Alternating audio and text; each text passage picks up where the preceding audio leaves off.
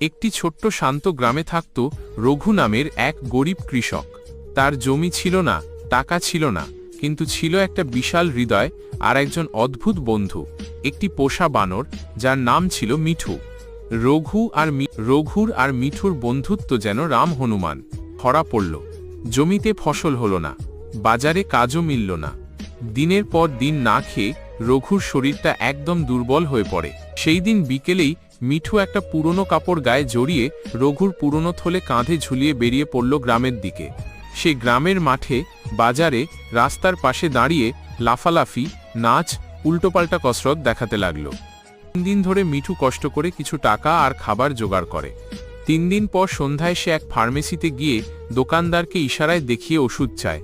দোকানদার অবাক হলেও বুঝতে পারে বানরটা তার মালিকের জন্য ওষুধ নিচ্ছে।